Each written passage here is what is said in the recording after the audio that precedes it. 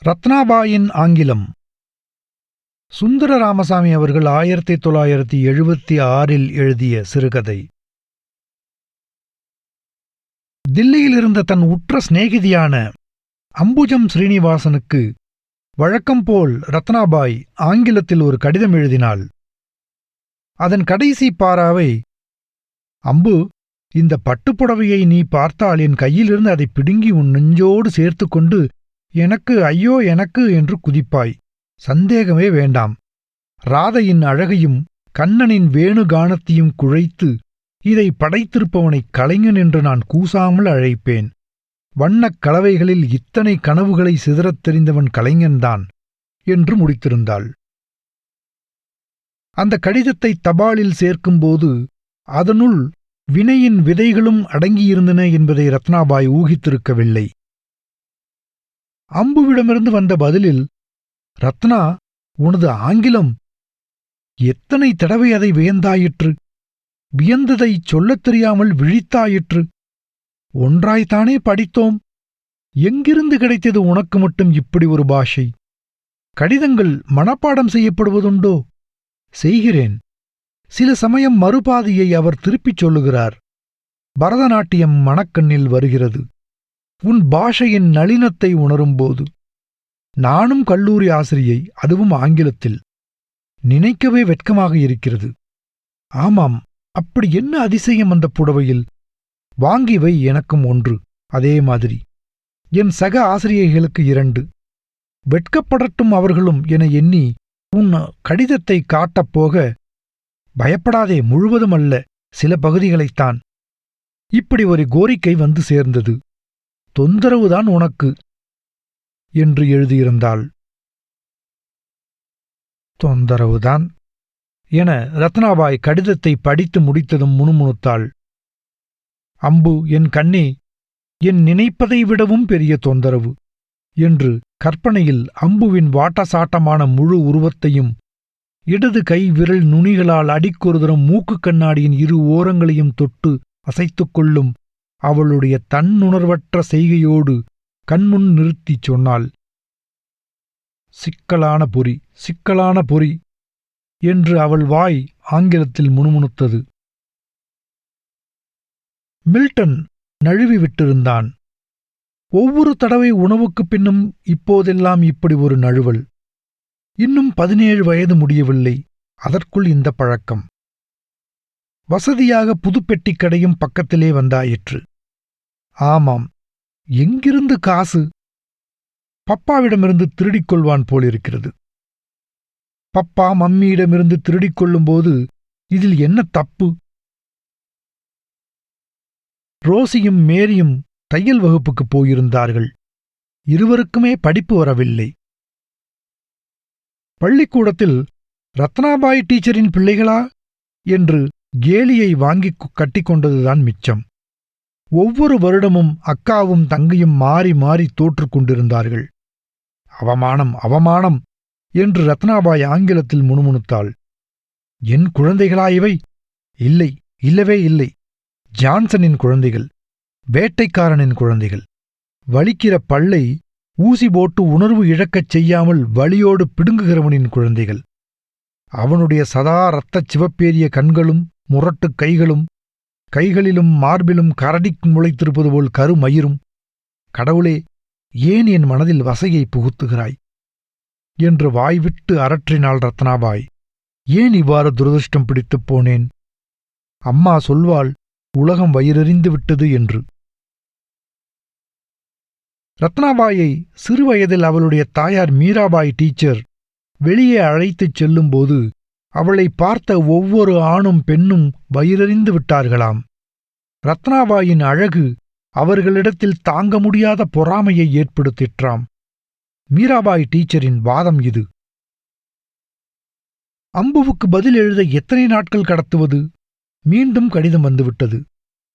மறந்துவிட்டாயா ரத்னா? லீவுதானே?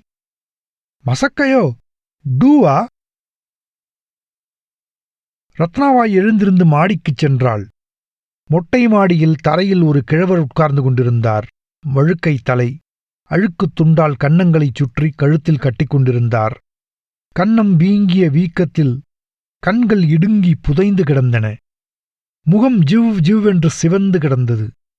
ரத்னாபாய் எதிர்பட்டதும் கிழவர் சாத்தியிருந்த மாடி அறை கதவை சுட்டிக்காட்டி, "கவனிக்கச் சொல்லுங்கள்" என்று சமிக்ஞை காட்டினார். ரத்னாபாய் முகம் கோபத்தில் கடுகடுத்தது. விரல் நுனியால் மிகுந்த நாசுக்குடன் கதவை சுண்டினாள். கதவு திறக்கப்படவில்லை. பலமாகத் தள்ளிக்கொண்டு உள்ளே நுழைந்தாள். நோயாளிகளை உட்கார்த்தும் நாட்காலிக்குப் பக்கத்தில் பல்லை ராவும் கருவியின் பெரிய இரும்புச் சக்கரத்தின் அடியில் தலை வைத்து லுங்கி விலகி கிடக்க அலங்கோலமாக தரையில் கிடந்தான் ஜான்சன். "அசிங்கம், வெட்கமாயில்லையா?" என்று கத்தினாள் ரத்னாபாய். "காலால் உதைப்பேன்" என்றாள். லேசாக ஒரு முனகல் கேட்டது. "எனக்கு கொஞ்சம் பணம் வேணும், அவசரம். 10-15 நாட்களில் திருப்பி கொடுத்துவிட முடியும்" என்றாள். மீண்டும் முனகல் எழுந்தது. "உங்களிடம் ஒரு உதவியை நாடி வந்திருக்கிறேன். எனக்கு பைத்தியம். எப்பொழுதாவது நீங்கள் எனக்காக உங்கள் சுண்டு விரலை அசைத்திருக்கிறீர்களா?" என்று ஆங்கிலத்தில் பேசினாள். நாடகத்தில் ஒரு கதாபாத்திரம் பேசுவது போல் இருந்தது. வெளியே கிழவர் தன் இருப்பிடத்தை விட்டு எழுந்திருந்து கதவுக்குப் பின்னால் வந்து நிற்பதாக ரத்னாபாய்க்கு தோன்றிற்று. சாத்தியிருக்கும் கதவுக்குப் பின்னால் ஏன் இவ்வாறு நிகழ்ந்திருப்பதாக எனக்கு தோன்ற வேண்டும்? அதிக உணர்வுகள் வேலை செய்வதாலா? கற்பனையின் திமிரினாளா? என்னுடைய நுட்பமும் நகாசும் பதவிசும் லலிதமும் முரட்டுத்தனத்தால் சூறையாடப்பட்டு விட்டதா? கதவை திறந்து பார்க்கிறபோது கிழவர் அங்கு நின்று கொண்டிருந்தால் தனது காரியங்கள் சுமாரான வெற்றிக்கு திரும்பும் என்றும், அப்படி இல்லாத வரையிலும் இப்போது இருப்பது போலவே இருக்கும் எனவும் கற்பனை செய்து கொண்டு கதவை திறந்தாள். கிழவர் இருந்த இடத்திலேயே உட்கார்ந்து கொண்டிருந்தார். ரத்னாபாய் மீண்டும் உள்ளே நுழைந்து, "நான் சொல்வது காதில் விழுகிறதா?" என்று உரக்க கத்தினாள். மீண்டும் முனகல் கேட்டது. முகம் லேசாகத் திரும்பியதும் கடைவாயில் எச்சில் வழிவது தெரிந்தது. "மிருகம், மிருகம், மிருகத்திலும் கேவலம்" என்று அவள் வாய் முணுமுணுத்தது. சிறு சுவர் அலமாரியைத் திறந்து 2 மாத்திரைகளை ஒரு புட்டியிலிருந்து எடுத்துக்கொண்டு கிழவர் முன்னால் வந்தாள். "இதை விழுங்கிவிட்டு உட்கார்ந்திரும்" என்று சொல்லிவிட்டு படியிறங்கி கீழே வந்தாள். இப்போதே போய் காரியத்தை முடித்துவிட்டால் என்ன என்று ரத்னாபாய்க்கு தோன்றியது. இன்று இரவு எப்படியும் அம்புவுக்கு பதில் எழுத வேண்டும் என்பதும், அந்தந்த இடத்திற்கு என்னென்ன வார்த்தைகளை உருவாக்க வேண்டும் என்பதும் அவள் மனதில் உருவாகியிருந்தன. வாசல் கதவை சாத்திவிட்டு உள்ளே வந்தாள் ரத்னாபாய். மாடியிலிருந்து ரேழிக்கு வரும் மாடிப்படி கதவையும் சாத்தினாள். இப்போது உள்ளே ஒரே இருட்டாகிவிட்டது. விளக்கை போட்டாள். 2 கைகளிலும் சோப்பை நுரைத்து கை வளையல்களை கழற்றினாள். முகத்தை கண்ணாடியில் பார்த்தாள். முன் நரையை உள்ளே தள்ளி கருமயிரை மேலே இழுத்து விட்டாள். "காலம் குதிரை மீது ஏறி வந்து என்னை தாக்குகிறது" என்று ஆங்கிலத்தில் சொல்லிக் கொண்டாள். 25 வருடங்களுக்கு முன் நான் ஒரு பேரழகி என்பது உங்களுக்கு தெரியுமா என்று ஒரு சபையை பார்த்து கேட்பது போல கற்பனை செய்து கொண்டு கேட்டாள். வளையல்களை கைப்பையில் வைத்துக்கொண்டு தெருவில் இறங்கினாள். 20-25 வருடங்களுக்கு முன்னர் ரத்னாபாய் தன் தாயார் மீராபாயுடன் தெரு வழியாக நடந்து செல்வது இளைஞர் உலகில் ஒரு முக்கியமான சம்பவம். இந்த வாய்ப்பை எதிர்பார்த்து அவர்கள் ஏமாறுவது, எதிர்பாராத நேரங்களில் கிடைத்து விடுவதும் இளைஞர் உலகின் முக்கியமான செய்திகள். "என்னுடைய பொக்கிஷம் எப்படி?" என்று பெருமிதம் வழியும் முகபாவத்துடனும், "என் பொக்கிஷத்தை எப்படி உங்களிடமிருந்து காப்பாற்றப் போகிறேனோ?" என்ற கவலை தெரியும் முகத்துடனும் மீராபாய் ரத்னாபாயுடன் இடைவெளி விடாமல் நடந்து போவாள். தன் பெண்ணை கல்யாணம் செய்து கொள்ள சில டாக்டர்களும் என்ஜினியர்களும் முன்வந்துள்ளனர் என்றும், தான் இன்னும் எந்த முடிவும் எடுக்கவில்லை என்றும் மீராபாய் அடிக்கடி சொல்லிக் கொண்டிருந்தாள். இது உண்மையா இல்லையா என்பது தெரியாது. ஆனால் தபாலில் ரத்னாபாய்க்கு காதல் கடிதங்கள் வந்தன. அக்கடிதங்களை ரத்னாபாயின் தாயாரே தபால் சேவகனிடமிருந்து பெற்று படித்து சந்தோஷப்பட்டு அவற்றை மறைவாக வைத்துக் கொண்டாள். எங்கள் ஊரில் அந்த காலத்தில் இருந்த பெரிய வீட்டுப் பிள்ளைகளில் அநேகர் அவளுக்கு காதல் கடிதங்கள் எழுதியிருக்கிறார்கள். ரத்னாபாய் ஒரு ஆங்கிலப் பிரியை என்ற செய்தி அப்போதே அடிபட்டுக் கொண்டிருந்ததால் ஒவ்வொருவரும் தங்களுக்குத் தெரிந்த கடுமையான ஆங்கில வார்த்தைகளெல்லாம் தாங்கள் எழுதிய காதல் கடிதங்களில் திணித்து அதற்கு மேல் தங்களுக்குத் தெரிந்த ஆங்கில கவிதைகளையும் சேர்த்திருந்தார்கள். இவ்வாறு காதல் கடிதங்களை எழுதியுள்ள பையன்களில் எந்த பையனை தேர்ந்தெடுப்பது புத்திசாலித்தனமானது என மீராபாய் டீச்சர் தனது மனத்தில் ஓயாமல் கணக்கு போட்டு வந்தாள். அவள் மனத்தில் தன் பெண்ணுக்குத் தெரியாத பெரிய பிரச்சனையாக இது வளர்ந்து வந்திருந்தது. நாள் போக போக இந்த பிரச்சனையின் தீவிர நிலை தளர்ந்தது. இதற்கு காரணம் ரத்னாபாய்க்கு காதல் கடிதங்கள் எழுதிய பையன்களில் அநேகர் தங்கள் படிப்பை முடித்துக்கொண்டு தங்கள் மாமன் மகளையோ அல்லது அத்தை பெண்ணையோ அல்லது தாய் தகப்பன் தேடிச் சேர்த்த வேறு உறவுப் பெண்ணையோ கட்டிக்கொண்டு பம்பாய், கல்கட்டா என்று மறைந்தார்கள். இந்த இளைஞர்களில் யாரையாவது விடுமுறை நாட்களில் எங்கள் ஊர் திரும்பும்போது மனைவி சகிதம் மீராபாய் டீச்சர் பார்த்துவிட்டால், அன்று இரவு ரத்னாவிடம், அந்த மயில வீட்டுக்காரர் பிள்ளை அவன் பொண்டாட்டிய கூட்டிக் கொண்டு போகிறான் பார்த்தேன். இதை விட அவன் ஒரு கருங்குரங்க கட்டி கொண்டிருக்கலாம், வெட்கங்கெட்ட பயல் என்று திட்டுவாள். அம்மா, அவர் பெண்டாட்டி எப்படி இருந்தால் நமக்கென்ன, எனக்கு வம்பு பிடிக்காது என்பாள் ரத்னாபாய். உன் புத்திக்குத்தான் யாரும் உன்னை கட்டிக்கொள்ள வரவில்லை என்று கொதிப்பாள் தாயார். அது உன்னுடைய பிரச்சனை அல்ல, என்னுடையது என்று ஆங்கிலத்தில் பதில் சொல்லுவாள் ரத்னாபாய். ரத்னாபாய்க்கு அவளுடைய நெருங்கிய தோழிகள் பலரைப் போல ஆங்கிலம் எடுத்து எம்ஏ சேர முடியாமல் போயிற்று. நாங்கள் படித்து எதுக்கடி, நீ அல்லவா படிக்க வேண்டும் என்றார்கள் தோழிகள். கடங்காரங்க கத்துவதை நீ ஏன் பொருட்படுத்த வேண்டும், கத்துவாங்க, நீ படி, நான் படிக்க வைக்கிறேன் உன்னை என்றாள் மீராபாய் டீச்சர். பிடிவாதமாய் பிடி படித்து ஆசிரியையானாள் ரத்னாபாய். எம்ஏ படிக்க முடியாமல் போனதுதான் எனது கேடுகாலத்தின் ஆரம்பம். இந்த ஆங்கில வாக்கியத்தை பல தடவை ரத்னாபாய் பின்னால் சொல்ல நேர்ந்தது. ரத்னாபாய்க்கு வயதாகிக் கொண்டிருப்பது இப்போது அவள் முகத்தில் தெரிந்தது. என்ன, ஏதாவது பார்த்தாயா என்று தெரிந்தவர்கள் கேட்பதை சகித்துக் கொள்ள முடியாமல் மீராபாய் டீச்சர் வெளியே போவதை குறைத்துக் கொண்டாள். இந்த விசாரிப்புகளில் லேசான பரிகாசம் கலந்திருப்பதையும் இப்போது அவளால் உணர முடிந்தது. எந்த டாக்டருக்கும் அதிர்ஷ்டம் அடிக்கவில்லையா இன்னும் என்று மீராபாயிடம் சக ஆசிரியைகள் கேட்டுக்கொண்டிருந்தனர். எனது திருமணத்தை ஒரு சமூக பிரஜையாக்கிவிட்டாய், இது நீ எனக்கு இழைத்த மாபெரும் தீங்கு என்றாள் ரத்னாபாய் தன் தாயாரிடம். இப்போதெல்லாம் நீ பேசுவதே எனக்கு புரிய மாட்டேன் என்கிறது, நீ வேறு யாரோ மாதிரி பேசுகிறாய் என்றாள் மீராபாய் டீச்சர். அநேகமாக ஒவ்வொரு நாளும் ரத்னாபாய் பள்ளிக்கூடம் போகும் வழியில் ஜான்சனை பார்ப்பது வழக்கம். பல்லாஸ்பத்திரி முன்னால் லுங்கியை கட்டிக்கொண்டு அவன் சந்தோஷமாக நின்று கொண்டிருப்பான். காலையில் அவன் பள்ளிக்குப் போகும்போது அவன் தன்னுடைய பழைய மாடல் குட்டி காரை கிளப்ப முயன்று கொண்டிருப்பான். 4-5 கூலிச் சிறுவர்கள் பின்னால் இருந்து தள்ளுவார்கள். கார் கிளம்பியதும் அத்தனை சிறுவர்களும் கார் கதவை திறந்து கொண்டு உள்ளே சாடி ஏறி விழுவார்கள்.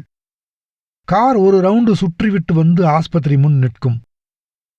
அந்தச் செய்கை, அதில் நான் கண்ட எளிமை, அந்த ஏழைச் சிறுவர்களும் உங்களை அந்யோன்யமாக பாவித்த விதம், அதற்காக உங்களை நேசித்தேன் என்று ஆங்கிலத்தில் திருமணம் முடிந்த அன்று இரவு ஜான்சனிடம் சொன்னாள் ரத்னாபாய். உன்னை விடவும் அழகாக இருக்கிறது உன் ஆங்கிலம் என்றான் ஜான்சன். ஜான்சனுடன் வாழ்க்கையை பகிர்ந்து கொள்வது சாத்தியமில்லை என்பது ஒரு சில வாரங்களிலேயே ரத்னாபாய்க்கு தெரிந்து போயிற்று. அன்றாடம் அவன் குடித்தான். கிடைக்கும் சந்தர்ப்பங்களிலெல்லாம் நண்பர்களுடன் வேட்டைக்குச் சென்றான். மனைவி, வீடு என்னும் உணர்வுகள் அவன் இரத்தத்தில் கிஞ்சித்தும் கிடையாது என்பது ரத்னாபாய்க்கு உறுதியாயிற்று. நான் ஒரு பூதிக்கு என்ன நீ கட்டுப்படுத்த முடியாது, நீ சீமார்த்தி இருந்தால் உன் அம்மாவிடம் போயிரு என்று குடிவெறியில் கத்துவான் ஜான்சன். நீர் ஒரு எளிமையான மனிதர் என்று நினைத்து நான் ஏமாந்து போய்விட்டேன்.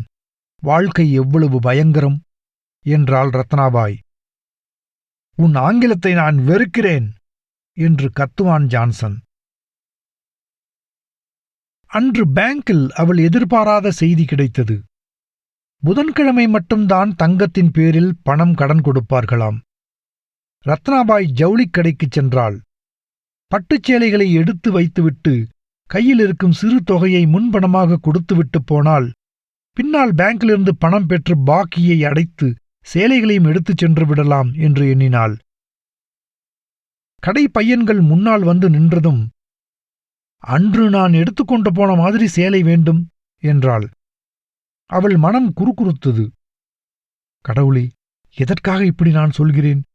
எனக்கும் புத்தி பேதலித்து விட்டதா என்று மனத்திற்குள் முணுமுணுத்துக் கொண்டாள்.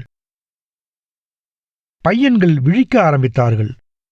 ஒவ்வொருவராய் வந்து அவளை பார்த்துவிட்டு போனார்கள். யாரா அன்னைக்கு கொடுத்தது என்று முதலாளி அதட்ட ஆரம்பித்தார். நான் எடுக்காத சேலையை எப்படி இவர்கள் காட்ட முடியும்? இதற்கு மேலும் இவர்களை தண்டிப்பது என்னை போன்ற ஒரு ஸ்திரீக்கு அழகல்ல என்று ரத்னாபாய் ஆங்கிலத்தில் நினைத்துக் கொண்டே, நல்லதா எதையாவது காட்டுங்கப்பா என்றாள். எனக்கு புத்தி பேதலித்து விட்டது. கற்பனையே நிஜம் என்று நம்ப ஆரம்பிக்கிறேனா? பையன்கள் பட்டுச்சேலையை எடுத்து வர அறைக்குள் சென்றார்கள். உண்மையில் அப்படி எழுதியிருக்க வேண்டிய அவசியமில்லை, அதிலும் என் அருமை அம்புவுக்கு என்று ரத்னாபாய் மனத்திற்குள் சொல்லிக் கொண்டாள். அகஸ்மாத்தாய் படிக்க நேர்ந்தது அந்த ஆங்கிலக் கவிதையை. அற்புதமான கவிதை. ஒவ்வொரு வார்த்தையும் வைரத்தோட்டில் கற்கள் பதித்த மாதிரி இருந்தது. அதில் சில வார்த்தைகள் ரத்னாவிடம் ஏதோ விதமான மயக்கத்தை ஏற்படுத்திற்று. அந்த வார்த்தையை பயன்படுத்தி ஒரு பட்டாடையை வருணித்தால் வர்ணனை மிக அற்புதமாய் அமையும் என்று அவளுக்கு தோன்றிற்று. அந்த வர்ணனையை அன்றே அப்போதே அம்புவுக்கு எழுதுவதை அவளால் கட்டுப்படுத்த முடியவில்லை. பொல்லாத பொறிதான் அது என்று ரத்னாபாய் முணுமுணுத்தாள். அது சரி, எடுக்காத சேலையை எடுத்ததாக நான் ஏன் சொல்லுகிறேன்? எதற்காக? ரத்னா, சொல், எதற்காக என்று ரத்னா கேட்டுக்கொண்டாள். சேலைகளை கவுண்டரில் பரப்பிவிட்டார்கள். எதை தேர்ந்தெடுப்பது? அம்பு, உனக்கு எது பிடிக்கும்? உன் சிநேகிதிகளுக்கு எது பிடிக்கும்? உன் சிநேகிதி ஆங்கிலத்தில் ஒரு மேதை, ஒப்புக்கொள்கிறோம். ஆனால் புடவை எடுப்பதில் அவள் ஒரு அசடு என்று அவர்கள் உன்னிடம் சொல்லும்படியாகுமா? அல்லது ஆங்கிலத்தில் வெளிப்பட்ட ருசி புடவை தேர்வில் அழுத்தம் பெறுகிறது என்பார்களா? பின்வாக்கியத்தை அவர்கள் சொல்ல வேண்டுமெனில் நான் தேர்ந்தெடுக்க வேண்டிய சேலை எது? எனக்கு ஏன் இன்று ஆங்கில வார்த்தைகள் அதி அற்புதமாக ஓடி வருகின்றன? அம்புவுக்கு ஒரு நீண்ட கடிதம் எழுதுவதற்கான வேளை நெருங்கிவிட்டதா? 3 சேலைகளை தேர்ந்தெடுத்தாள் ரத்னாபாய். புதன்கிழமை காலையில் மீதி பணம் தந்து எடுத்துக்கொள்வதாக கடை முதலாளியிடம் சொல்லி சிறிது முன்பணமும் கொடுத்துவிட்டு வெளியேறினாள். அன்று இரவு ரத்னாபாய் அம்புவுக்கு ஒரு நீண்ட கடிதம் எழுதினாள். அதன் கடைசி பாராவில், சேலைகள் எடுத்து அனுப்பிவிட்டேன் உனக்கும் உன் சிநேகிதிகளுக்கும். நீயும் உன் சிநேகிதிகளும் அதை கட்டிக்கொண்டு கல்லூரி முன்னால் அதன் வெளிச்சுவர் கல்லால் எழுப்பப்பட்டது நிற்பதாய் கற்பனையும் பண்ணியாயிற்று. ஒன்று சொல்லிவிடுகிறேன், நீ உன் சேலைக்கு பணம் அனுப்பினால் எனக்கு கெட்ட கோபம் வரும். எனக்கு தரவேண்டியது உன் புகைப்படம் அந்த புடவையில். ஐயோ, என் சிநேகிதிக்கு என்னால் நஷ்டம் என்று இளைத்துப் போய்விடாதே. இங்கு பிள்ளைகள் தோற்றுக்கொண்டுதான் இருக்கிறார்கள். பல்வலிக்கும் குறைவில்லை என்று எழுதியிருந்தாள். தான் எழுதிய கடிதத்தை 7-8 தடவை படித்துப் பார்த்தாள் ரத்னா. அவளுக்கு ரொம்பவும் பிடித்திருந்தது. பாஷை ஒரு அற்புதம். கடவுளே, உனக்கு நன்றி என்றாள். இல்லாவிட்டால் எனக்கு வேறு எதுவும் இல்லை என்றாள். மீண்டும் கண்ணாடி முன் நின்று சிறு அபிநயத்துடன் அந்த கடிதத்தை படித்தாள். புதன்கிழமை காலையில் பேங்குக்கு போக வேண்டும் என்ற சிரத்தையே ரத்னாபாய்க்கு ஏற்படவில்லை.